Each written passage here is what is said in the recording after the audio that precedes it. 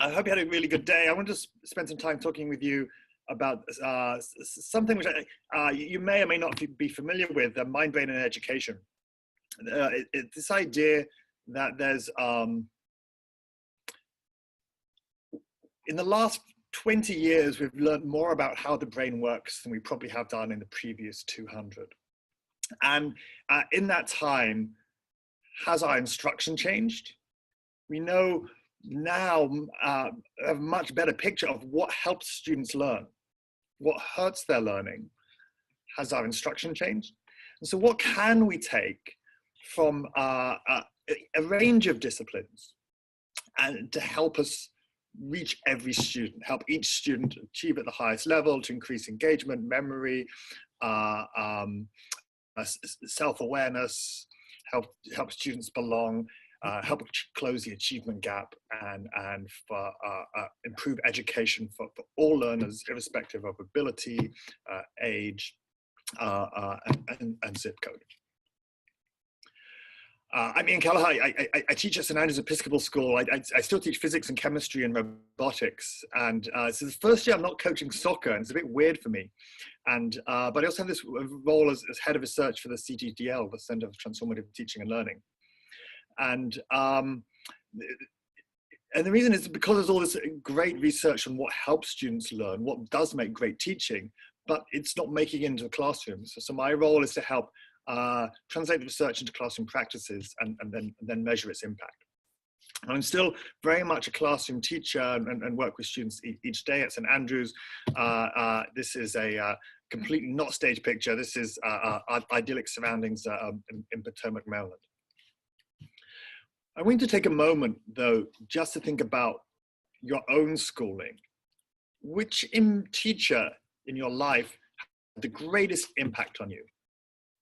And why? And I just want you to pause for a moment and hold that person in your mind. Try to take yourself back to that instant. Can you hear their words? Can you picture their face? Can you think about why they had the greatest impact?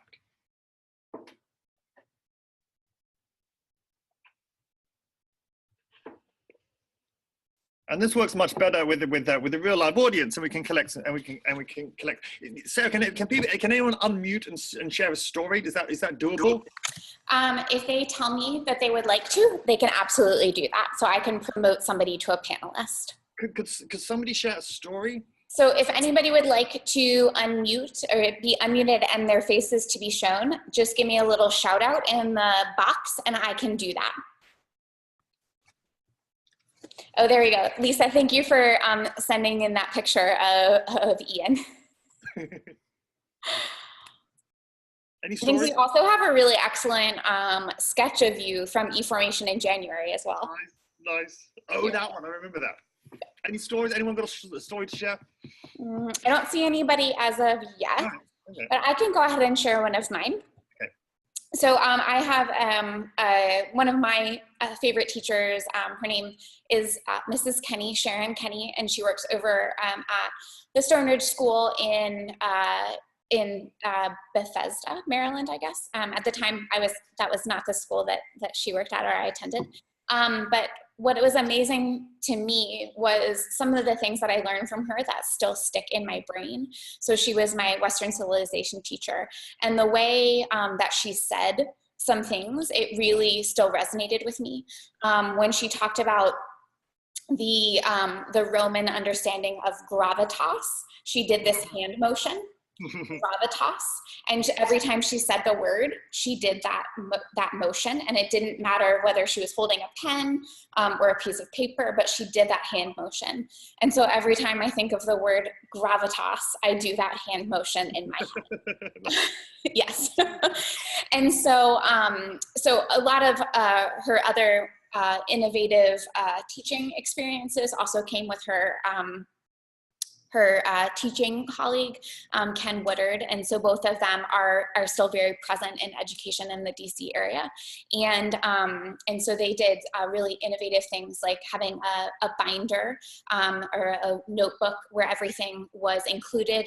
And they had different ways of doing assignments where it wasn't just writing assignments, but it was, you know, fill in the bubble of the cartoon with the Roman soldiers' sort of thoughts. And so it was a very different type of experience, and not just being lectured at, but a different way of providing the information and then also processing the information, which I've come to realize is really essential. Thanks, Sarah. Thanks. What if every teacher a child had at every part of their primary, secondary, university education and beyond, and all the spheres where they had teachers, was as good as that teacher, as those teachers? With great teachers, anything is possible. We know from research that the factor that has the greatest influence on student outcomes that's in our control is the quality of the educators that are in front of them. So 10 years ago, St Andrews asked this generative question: what's the next frontier for teacher training? What do we do to take great teachers, great schools, and make them exceptional? And we thought it was this, we tried many, we thought of many things. We settled on mind, brain, and education science, this interdisciplinary field that takes research from neuroscience, cognitive psychology, and education theory, and tries to figure out what of that helps influence classrooms. And really it's a back and forward relationship. And so it is envisioned as, so what from schools can help influence researchers? And we really like that back and forth nature between research influencing schools and schools influencing research. So in the last couple of years, we created a lovely space for this in our school. As soon as you walk into the new student center, the first thing you can see is the Center for Transformative Teaching and Learning offices. And the white table in the corner behind the glass wall, you can see is a really important space in the school.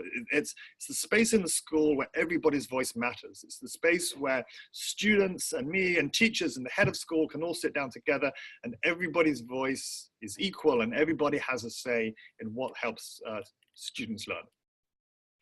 And this is way too much text on one slide, but this is just an idea of the things in our school that we've used research to change. From homework, we completely just blew apart our daily schedule to help it help students learn. We do exams and assessment completely differently. We change the start of our school day. We do professional development in an entirely different way. And the common theme is what helps students learn? How can research change our practice to help students learn? And in a way, it's become this umbrella for lots of different initiatives. So like many educational establishments, there are lots of things that we're working on. So multicultural education, how do we best integrate and use technology, thinking about looking after the social and emotional welfare of our kids. We have a strong design thinking STEM program. I think about global citizenship and how do you prepare students for jobs of the future.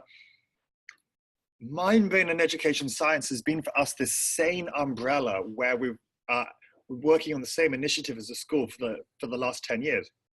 And how often do schools work on one initiative for 10 years?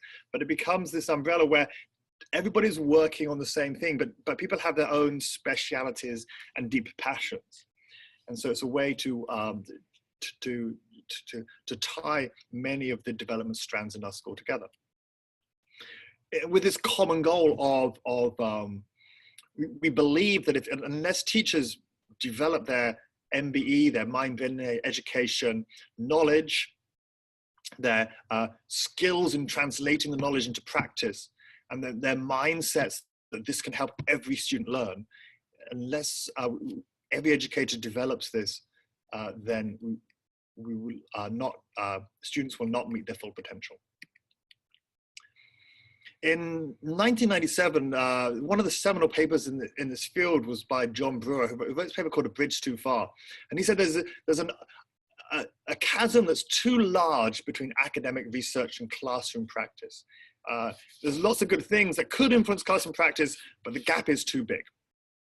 And we sit in that gap. The CTGL at St. Andrews, a research group run by teachers, are the trestles in this bridge, in taking research, putting it into classroom practices. And so St. Andrews is a translational hub. And then we think, how can we use what we know to help educators in all kinds of other spheres around the US and abroad? My colleague Glenn Whitman just came back from the UK where he was working. Last week we're in Johannesburg running the first mind-body education conference in Africa for 2 days, which was an amazing experience. Of being the trestles and helping connect people in classes completely different than our school, connecting them to research and seeing how they could take research to inform their practice and make changes in their schools. And it's really important to remember that this is not just for the struggling students. And this is also for really strong students, the academic high flyers who may be taking 6 AP exams, highly stressed and highly anxious, but their parents will say, my kid's okay. They may be sleeping 3 hours a night and have horrible anxiety, but they're okay. How can we help them be more efficient learners so that they can get more sleep? Or have better strategies so they can feel less anxious? And this is for the just fine student. In every educational establishment, there are a bunch of kids who never get mentioned in any conversation because they are just fine. This is good for everybody, but it doesn't offer magic box solutions. There's always this final step of taking the research and then thinking about what does it look like in my context with my kids. So the goal for today is I wanted to give you a choice of research strands that we could explore. And the question is for you, how are you going to take this research and make it work in my context? And we've been really deliberate with this by trying to connect research to how educators view themselves as professionals. And so there's this kind of selfish part of, I feel good about my work and I have this, and it's best for unleashing creativity in educators. But the goal is to help real learners. And how do we connect research to what I do, to real faces that are in my mind? And we joke that, I have one of these Volkswagen cars that Volkswagen just bought back for me. And we joke that we would love to have a student recall. That I am now such a much better teacher than I was when I began, or even 5 years ago. It'd be great to get those kids back in and reteach them and recall them. When we work with educators, we begin here and we ask them, what do you know about the brain and these parts of the brain? And some people may know that the hippocampus has got something to do with memory, and the corpus callosum connects the two halves of the brain together. But then we sort of say, well, that's perhaps not, it'd be good if teachers knew that, but the most important thing is this. What do you see here? Well, at birth, this is a diagram that represents the connectivity of neurons in brain at different ages. And at birth, small number of neurons. And in the first 6 years, this massive neural growth. And then from after 6 years, the neurons get pruned away. And there are more connections, and there's some selectivity going on. And both neural growth and pruning are really, really important. And both of these happen all throughout our lives. Our brains are constantly changing. There's a significant component to intelligence, but there's also this massive environmental component. You may have heard of the phrase that neurons that fire together wire together. It's this idea that through the repeated practice over time, the pathways in the brain that get used again and again get strengthened. The myelin sheath gets thicker, the more dendrites mean it's more connected. And the pathways that don't get used so much get pruned away. And so the kids' brains, all our students' brains are undergoing massive change through all the time that we have them. And change continues all the way through their lives. In the case of the prefrontal cortex, which is largely responsible for executive functioning and higher order thinking tasks, that's still not they're still undergoing a great maturation up until the mid to late 20s.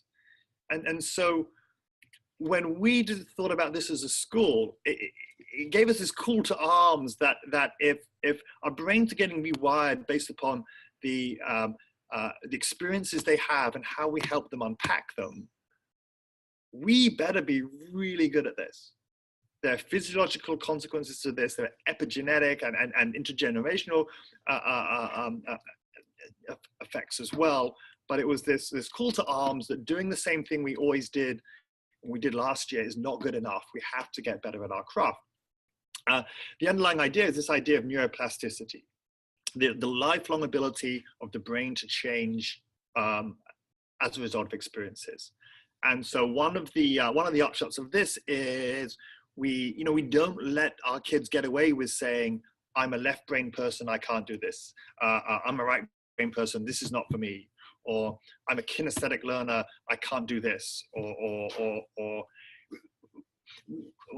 instead we have the kids think about, well, I have areas of strength, current strength, and the word current's really important. I have areas of current challenge, but what can I do about it? How can I leverage some of my strengths against my weaknesses? What are some strategies I can use to help me get better? And in the long-term game, as I use strategies effectively over time, I'm rewiring my brain to be a more effective and efficient learner. So this idea of neuroplasticity underpins anything else. I'm just going to skip that part of it. And as a result of this, take a look at this list on the left-hand side. This is just a list I just threw together of a bunch of different things that schools are working on, like mindfulness or blended learning or STEM or STEAM, improving social and emotional learning, integrating technology better. We believe that schools will do more of this and do it better if they understand the science of learning, mind-brain education, if they understand what helps educators of all ages learn, what hurts their learning. We believe we'll do more of everything we want to do to help students learn, and we'll do it better. And then now at this point, we want to try, I've never done this before, we always wanted to do it. You know those choose your own adventure books? So we have 9 MBE deep dives. And what I'd like you to do is vote on which one we're going to do. And so if you could find your phone or your laptop and go to menti.com, the address should be on the screen there at the top, and enter this code 505239. And there are these 9 categories, and you have 100 points to allocate, and we'll spend some time on the highest point winning. Ian, can you go back so that way we can just see the numbers again? So 50, 52, 39. Awesome. I'm just putting it in the chat box so that way everybody can have access to it. Thank you. Okay. Thank you. I have it open on another screen, so I'm seeing the results come in live time. Ooh, okay.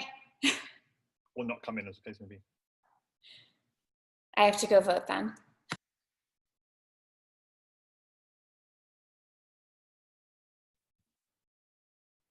Oh, yes, it works. Or at least it works for one person.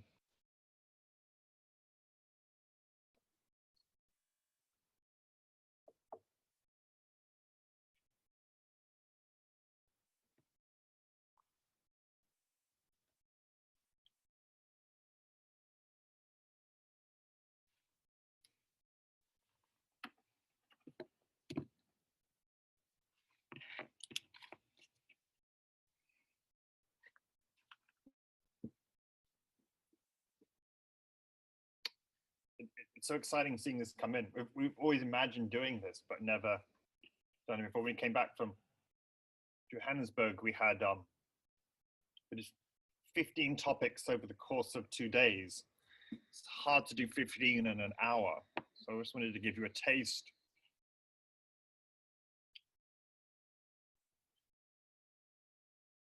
Oh, okay. And you can see how many people have submitted. Okay, awesome. Right. Is this the live website? Yes, yes. Or is this a plugin? This is a plugin. Okay. It's pretty But cool. it's a live plugin, so it updates. Yeah.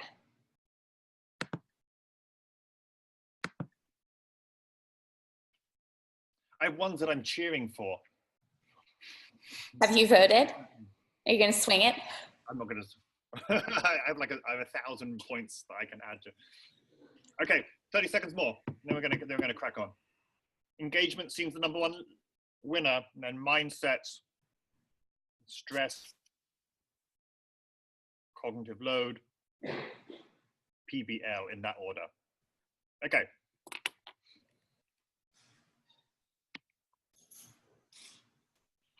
We're going to crack on. We're good. The #1 award winner was engagement by a canter.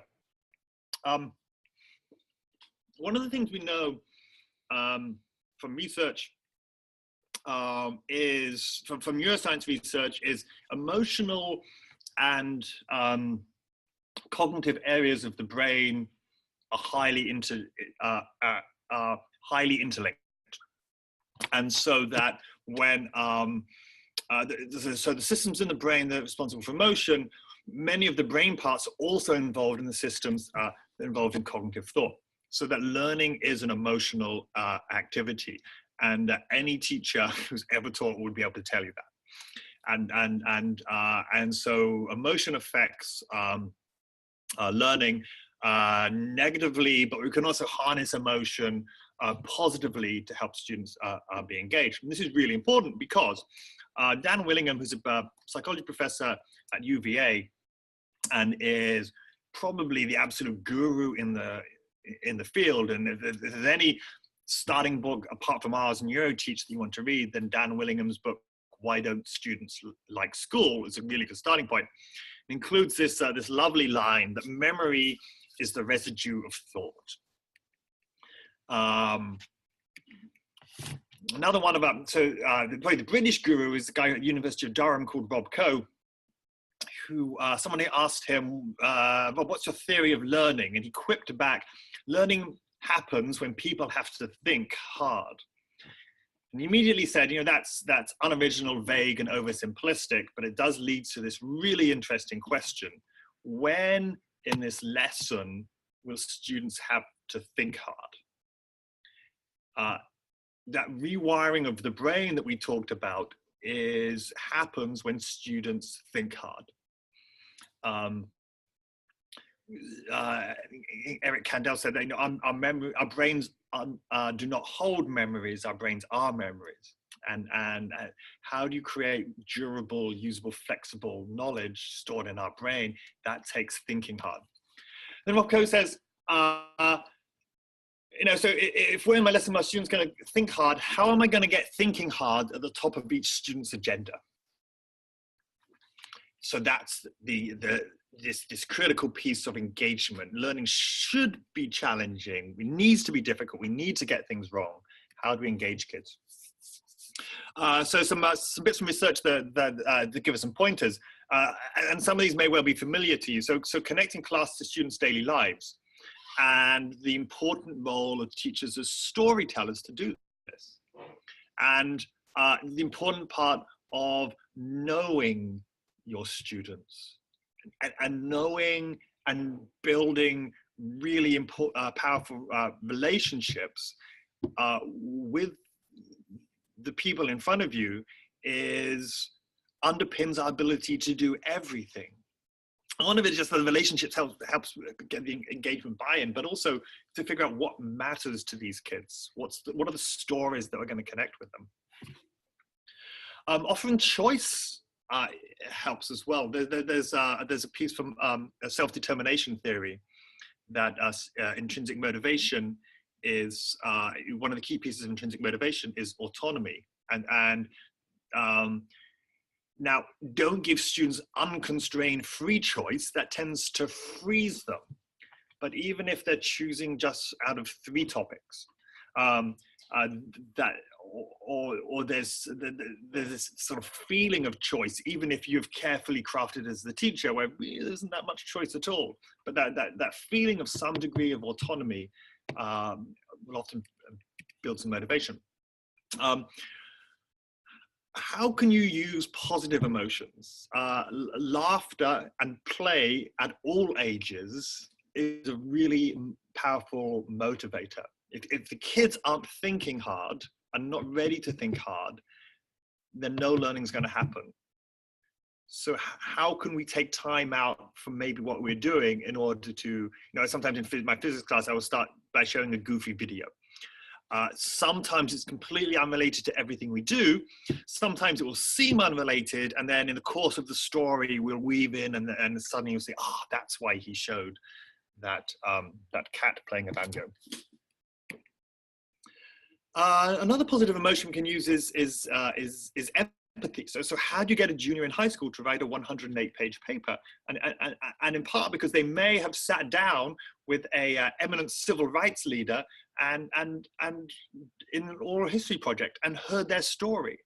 And we often find these face-to-face meetings of kids with somebody else outside of the school, where you're finding their story and creating some action upon it, is a real piece of intrinsic motivation, because the empathy associated with finding that story. So how do you play on people's empathy? This is novelty is great. Our brain seeks novelty. And so this is some makey, some bananas. First on the end, stop. Whoa. Join the chain. Everyone goes in. And so I'm going in. It's a panpipe banana locker musical instrument that only works with a large chain of people that trail through the hallways of the school. And it was it was just a goofy thing we did just to make people smile and be happy, and use that as a way to do something. There's a really hard bit of programming in there that they ended up having to doing, but there was a fun piece that made the challenge worthwhile. It's also really important to pitch the level of difficulty right. And so this is the Yerkes-Dodson curve, which is a classic in psychology, and it suggests that if you on the y-axis is performance on some task, on the x-axis is arousal, but really that's thinking about challenge level. And if the challenge level is too low, there's less interest and boredom kicks in. If the challenge level is too high, the task is too difficult. There are problems with working memory and decision-making and multitasking and attention. Frustration kicks in and performance goes down. So there's this sweet spot in the middle between boredom and frustration. We sort of playfully called it the zone of proximal discomfort, where you're feeling some degree of stress, but not too much stress, where optimal performance kicks in. And so if there's too much frustration, how do we maybe provide some scaffolds to help students deal with that? If the task is too simple and boring, how do we change some parameters to keep students in this zone of proximal discomfort, and knowing that it's different for different people, and it's different from different days and different times of the day, and constantly have to keep shifting to be in this zone. And the other really important thing is what we began with, the power of relationships. That for this and a number of reasons, the time early on when you get to know your kids, to really get to know them and build on the personal relationships, underpin so many things. And then as we broaden our knowledge, that it just confirms that for so many different research-based reasons, the power of strong positive relationships helps us do our work. So what I'd like you to try is, what are 3 words? This is the end of our this little topic. What 3 words summarize this thinking, and what one thing will you try? So take a moment to write that down. if you're still on Menti, if you still have it on your phone or your computer, if you go to Menti now, you can type in your 3 words to Menti to summarize your thinking on engagement. Or you could also put it in the Zoom chat box, so it's up to you. Or you can copy and paste and do both.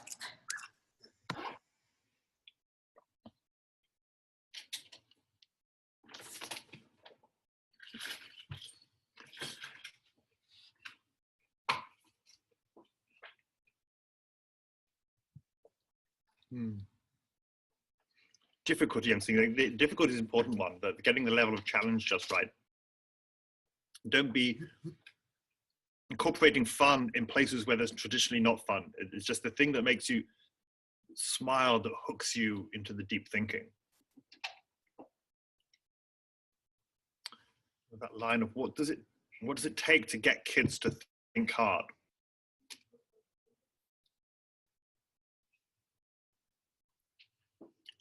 Disorgan. It keeps moving. Storytelling. Yeah. The power of great storytelling. One of the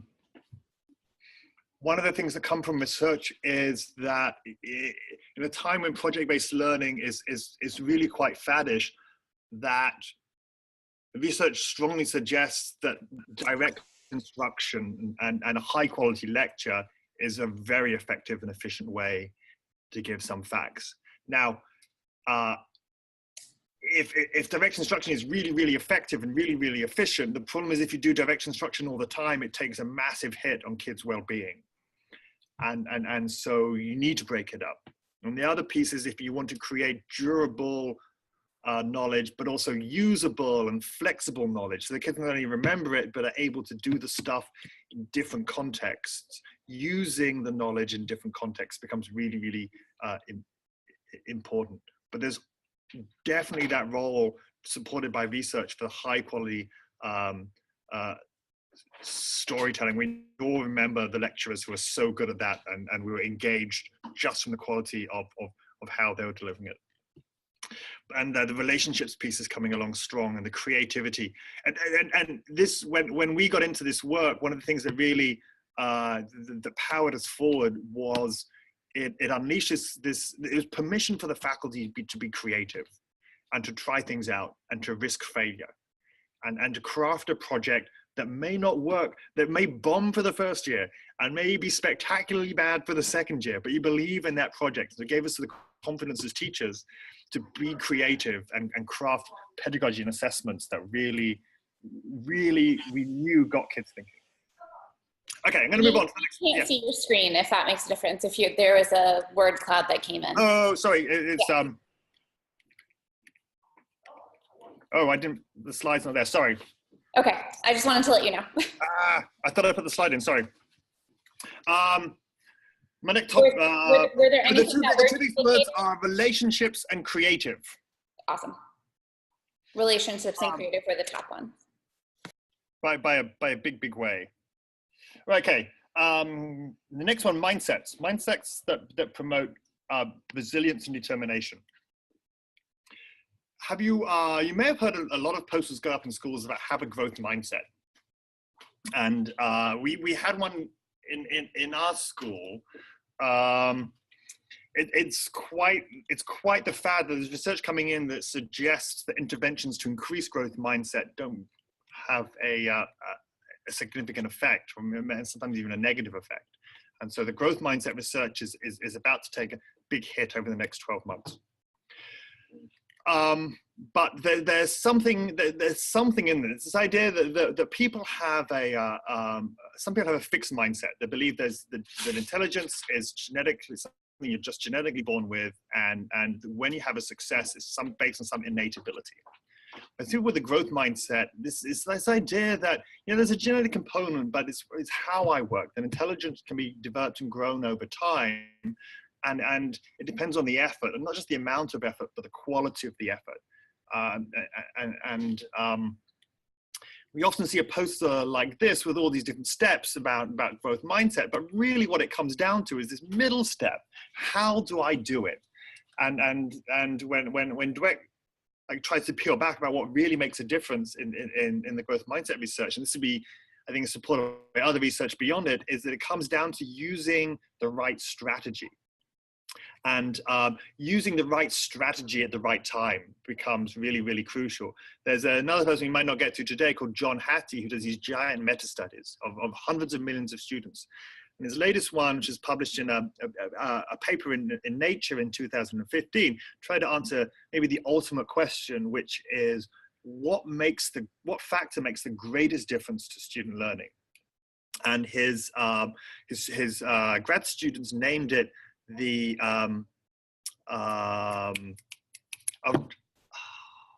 it's a country singer and I've forgotten his name. Who's so you're gonna have to help me out. Who did the song The Gambler? I know who it is. Not Kenny Rogers. Kenny Rogers. You gotta know. You gotta know when to hold them. Lisa Kimball and Juliet both got Kenny Rogers. You got to know when to hold them, know when to fold them, know when to walk away, know when to run. The idea that it all comes down, the most important factor is using the right strategy at the right time. And so we do a lot of work with kids around figuring out the right strategy that works for them and for this. And so we'll often teach strategies alongside content. So imagine a history teacher, there's a lot to memorize for this, and you're teaching them how to use some strategies to memorize as they're doing it. And we noticed that kids were using flashcards wrongly. And that blew our mind. How could you use something as simple as a flashcard wrongly? But they're turning it over too quickly. And the key in the flashcard is, I said, learning happens when you think hard. The most important time in the flashcard is when you've read the word on the front. And if you know it, you've got to think hard to try and connect it to something else. But if you don't know it, instead of just turning it over, you've got to really, really think. And even if you come up with nothing, just the act of thinking hard helps create like little bits of Velcro in your brain. So when you turn it over, it's more likely to stick. So then we thought if students use something as fundamentally simple as a flashcard wrong, there have to be all kinds of strategies they're not doing very well. We remember, we all come across these students who are getting straight A's, and if you ask them for a piece of paper, they'll turn over their backpack and it'll all tumble out, and they'll eventually sift through and find it. And you've got to think at some point before now and the end of law school or med school or wherever they end up, that strategy is not going to work for them. They need something else. So we do a lot of teaching strategies alongside content and having conversations with kids about how's that strategy going. So strategy use, irrespective of what happens in the next 12 months around growth mindset research, the strategy use part is really, really robust. But there are more mindsets. It's like an ice cream sundae. You need ice cream, cream and fruit in order to make a great sundae. There's a group, one of our favorite groups is the Mindset Scholars Network. And they push forward 3 mindsets. And the second one is related to the engagement. This is purpose and relevance mindset. That students become more interested if they see the purpose and the relevance of the work you're going to do. Now, we often see the purpose and the relevance, and that's part of our curse of knowledge. We know the subject so well, we know how the tendrils connect, maybe to other classes or to work they've done before or work they're about to do or the real world or things in history. And teachers tend to over-assume how good kids are at seeing purpose and relevance. And so we've got to be, it helps us to be these great salespeople to help them find the purpose and relevance links, and also to help for us to design more purpose and relevance into the course. The third one is the belonging mindset, and the belonging is maybe the most intriguingly powerful of all, that the importance of fitting in to your learning environment with your peers and the culture of the place. And this question of, do your kids feel this way? Do your students feel this way? That you're respected and valued by the people and the place that you're at. And the most fascinating study was by a guy called David Yeager, who's at UT Austin. And he studied is a pre-matriculation college students. So before they arrive in college, were given a 30-minute online belonging intervention. And it's almost like guaranteed to fail, because only 30 minutes, one off, before they graduate, before they get to college. And the effects of this, and all it really said was learning is hard, college is hard, everybody struggles, it's normal, this is a good place to struggle because of the people that you'll be around. And all the metrics like achievement, dropout rates, health room visits, anything that you think might be affected was improved.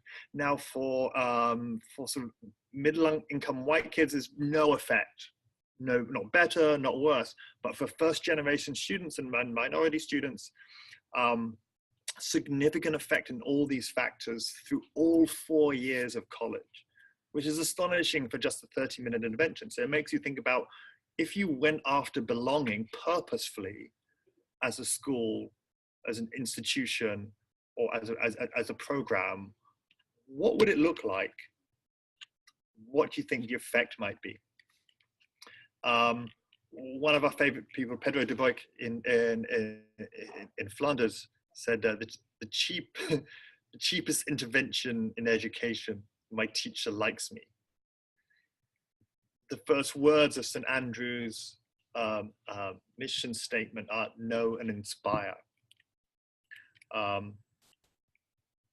Talked about purpose and relevance before, but so what does belonging look like for you? And then it comes down again to the time you put in to build relationships and getting to know each kid, and really pays off.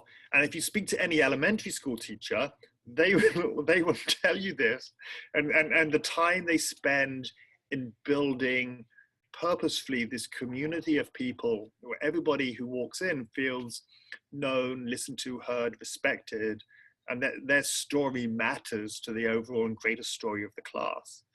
And they deliberately spent time at the beginning of the year to build this, knowing that this is an investment, and they'll more than make up that time, and the kids need it in order to be successful for that year.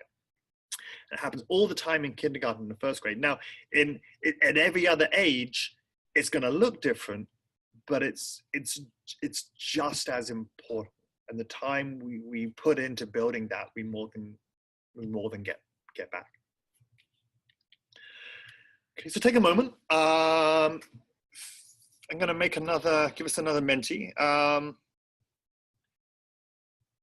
What 3 words summarize your thinking on this?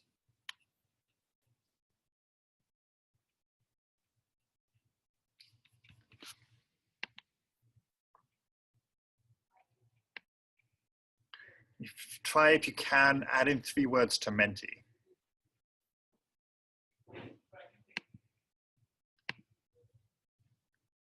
Should be the same slide.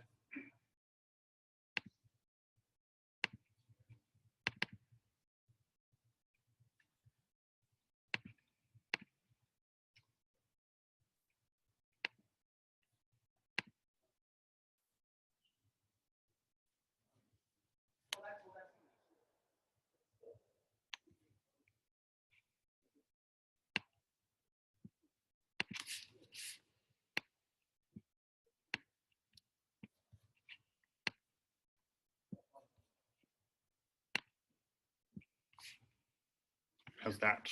Is that better, Sarah? Thank you, Ian. It looks great. Sorry. Right, it's not rocket science. That's a great one. A lot of the stuff is not rocket science. One of the big wins with our faculty was the not rocket science of it, and it was the permission to concentrate on the things that we always really wanted to concentrate on, about being creative with pedagogy and getting to know kids. And that if we wanted to do everything else we wanted to do, that stuff really, really matters. Being mindful of time, empathy. I'm going to switch to cognitive load. I was talking a little bit about stress in the last one. And so cognitive load and active working memory.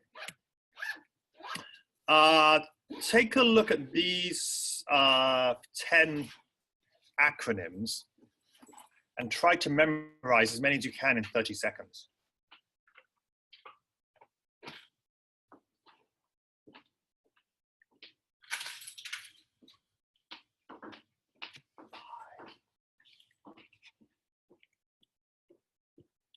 Okay, write down as many as you can remember.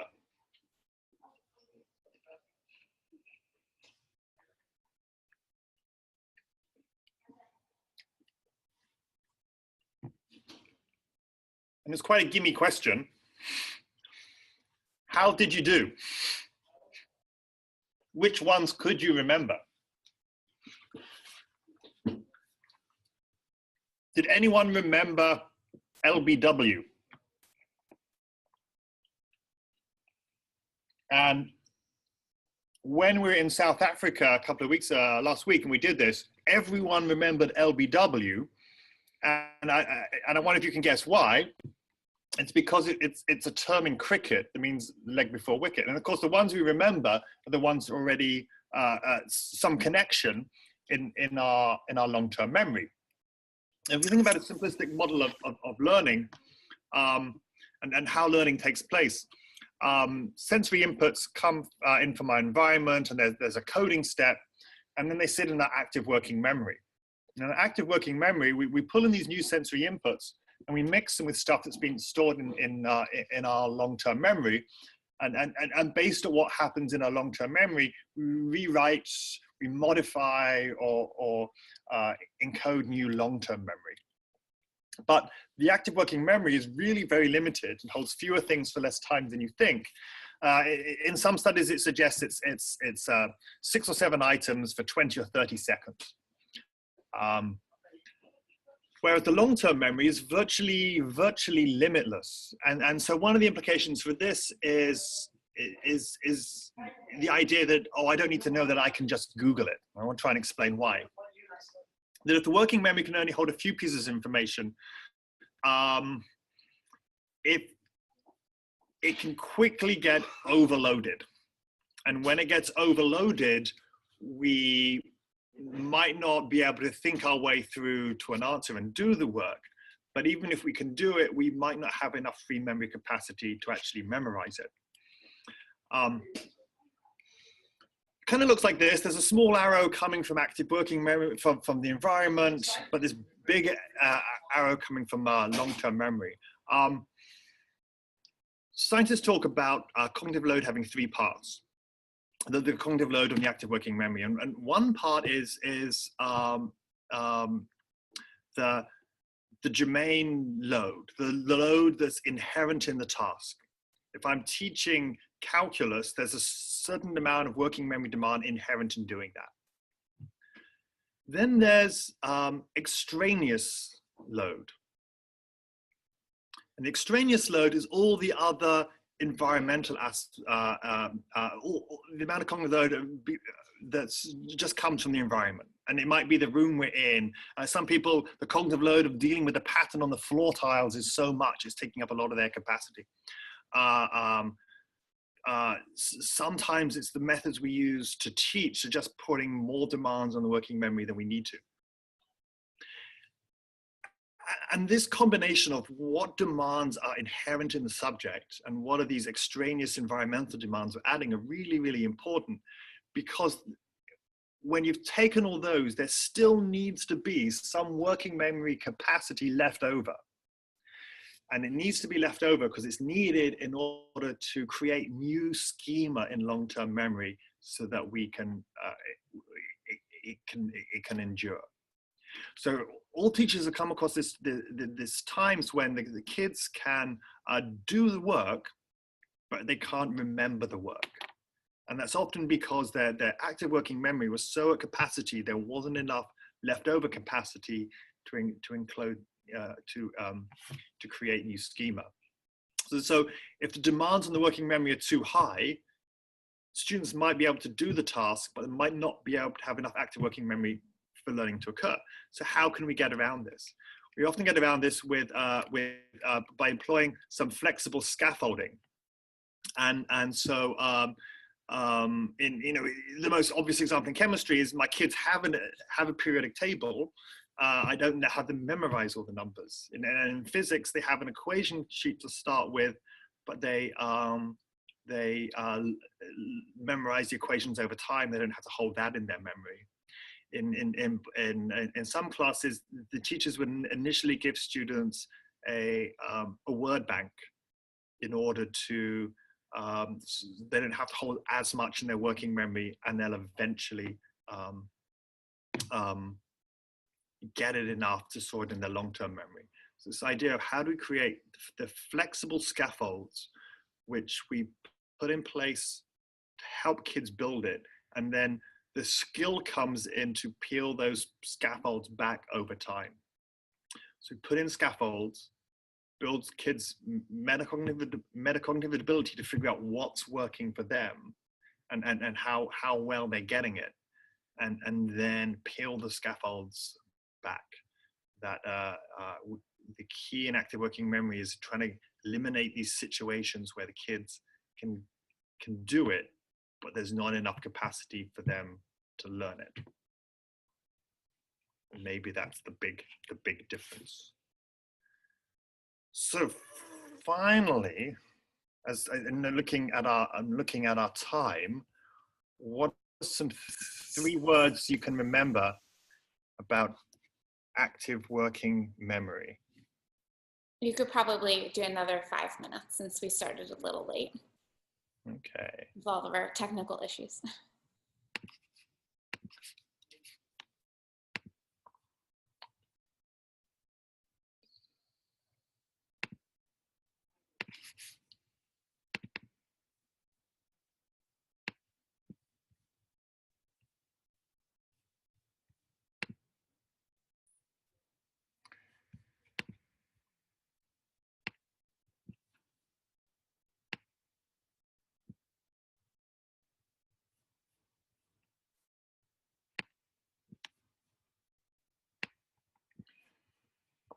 Practice. Structured practice with scaffolds, enough scaffolds which you then peel away.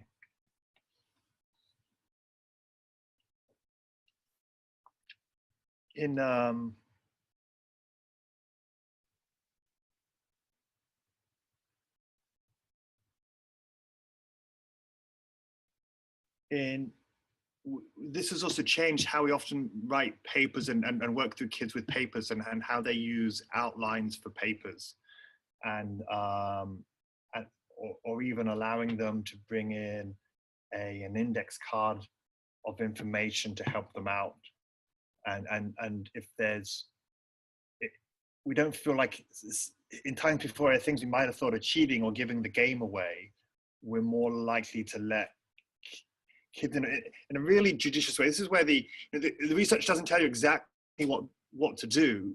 The practical wisdom, the phronesis of the teacher is really, really important to figure out what this looks like in your subject, and that it's not cheating to give the kids some of these scaffolds that help them be able to do it. And it means that different kids in the class will have different scaffolds because they have different needs, and that's fair.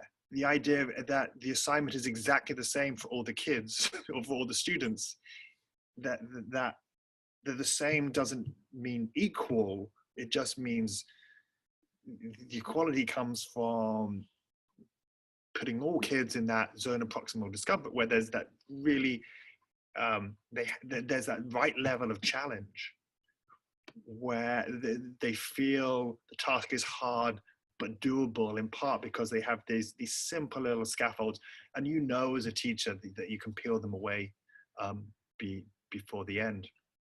And if we do that well, we can incentivize practice for kids who are hard and who might, when we're doing it at our best, kids who might have been more vulnerable to drop out over time, are more likely to stay with you because they can see, they can function, hit that endpoint.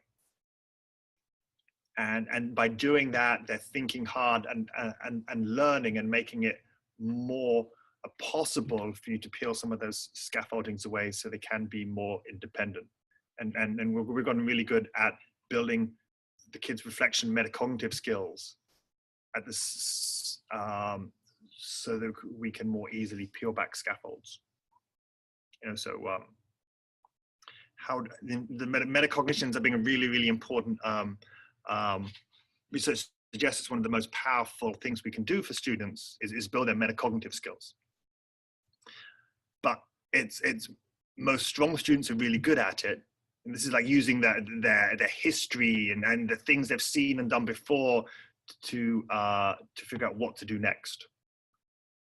Good kids are really good at it, and weak students tend to be really weak at it. And the trick is how you move one from the other. And so this idea of some flexible scaffolding and just knowing each kid and what they need, putting it in place, peeling it back, is a big element of good teaching. Ian, do you have time for 2 questions? Yes. All right, excellent. Thank you so much for everything so far. I really loved the way that we were able to influence what you were going to present on. It was pretty awesome. It was fun. Glenn and I have been longing to do that for ages. Well, happy to give you the reason to do it. So, so Elias has a question about active working memory. Yes. So he said, so active working memory is like RAM and long-term memory is like a hard drive if you use a computer metaphor. Is that accurate? Yes. Yes. Yeah. So good job, Elias. Way to fit it into a different context. It's like RAM from a 1980s computer. I'm sure you could do something with a flash card or something like that as well. So the trick is to build up long-term memory over time, because long-term memory is limitless. The more we can purposefully build up long-term memory, it allows students to do more complex tasks. So the ability to do complex tasks is often just it's hard to hold so many new bits of information in your brain at once. You know, it's like when you first start driving, it feels like there's so much going on at once, and how can you possibly pay attention to it? And then later on, you're driving and you have 2 kids, and you realize you're driving, and one has a nosebleed, and you're trying to get tissues, and you're shouting at the other one, and there's a phone call coming in, and you're happily balancing all of that because you're maybe not handling it properly, but you just more has become automatic in your brain. And so if you think about where do I want the kids by the end of my course to be able to do with some degree of independence and then the deep thinking, and then so how do I get the component pieces of that stored into their long-term memory so they don't have to hold quite so much in their working memory over time? And it's the answer that just Google it is never going to be the answer, because if you just Google it, you just can't have that depth of thinking. You know, there's a reason why humans thinking, philosophy and higher mathematics exploded after in human development. We created forms of writing, because the forms of writing allowed us to store information and free up active working memory space. And so as educators, purposefully building these component nuggets stored away in the hard drive, which we can then later bring back and to set the most complex, deep thinking tasks we can in RAM as the year progresses. All right, so I have 2 questions for you, and so you can decide which one you'd like to answer. Okay. So first question is from Will. Can you speak to implications of online or combined online/in-person learning, especially in terms of overloading working memory? So that's question number 1. Question number 2 is how can we implement scaffolding on everyday teachable moments? Which one would you like to answer? The first one is I'm not sure there's a great answer to that. Apart from, I'm not sure anyone's really nailed it, but I think it's often the thing that makes it not work when it doesn't work. And so if you're more cognizant of that being a really potential limiter, it will lead you to try and change it in ways that will probably be positive. So I think the first one is spot on. No one's got a great solution, but be aware of it and tell us what works, because you're working in a really interesting space. Amazing. And the second one was around, I've forgotten what the second question was. The second one was really interesting, but I've forgotten what it was. Give me the 2-word summary, Sarah. Teachable moments and scaffolding in everyday moments. This will have to be our last question. So one strategy that can work is to think of the 5 fundamental things that the students need to know for that lesson or task or project that you're about to do, and write a short quiz where they have to write out what they know on these 5 things. And it should only take them a couple of minutes to do. And the students who got 4 or 5 out of 5 can go straight to the project. So I think it was more about every day. Oh, this is an everyday teachable moments. Oh, everyday not structured around a project. Oh, is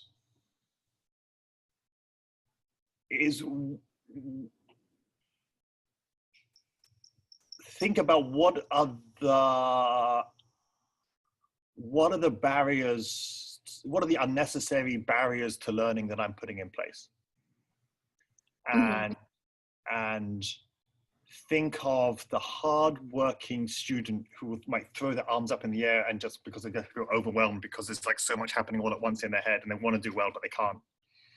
And what are the moments? Try to predict the moments where that person you could see by the look on their face that despite their earnest effort, there's too much, and just think, what's the simple thing that I can take mentally off their plate? The 5 one's brilliant. If you score 4 out of 5, or 5 out of 5, you can do the project. If you score 3 out of 5, set them some review or revision work. It could be a worksheet or a video or something online. And if they score 0, 1, or 2, you need to reteach those kids what they should have known already. But you're reteaching it just highly honed in on what they need to do in order to do the projects or the next task successfully. So you're quickly getting them up to speed. So the idea of the 4 out of 5s can work independently. The 3s can work semi-independently on review catch up before going back into the project. And so your class of 50 might now down to be a class of 15 who you can give more attention to in order to get them back up to speed and really focus them so that they can end up working on the same project. Awesome. Same time scale. That was putting you on the spot. So thank you so much. And with that, I have to go ahead and wrap up the presentation on mind brain education from Dr. Ian Kelleher. So Ian, thank you again so much for being with us today, especially putting everything into context about what we're learning and sort of translating all of that research, which is something that you do so well. And I always love learning and working with you. So thank you for being with us today. It's always fun. If you want to know more, we do a 5-day workshop this summer in Potomac. And teachers from all over the world, all kinds of educators from all kinds of spheres, and with amazing experts. So if you want to know more, get in touch with Sarah. So can you actually put the link in the chat box? Can I put the link in the chat? The link in the chat box. All right, Ian, while you're doing that, I'm gonna go ahead and bump you down from panelist just to participant, and then move up Charlotte and Matthew. Thank you so much, Sarah. Thank you, Ian.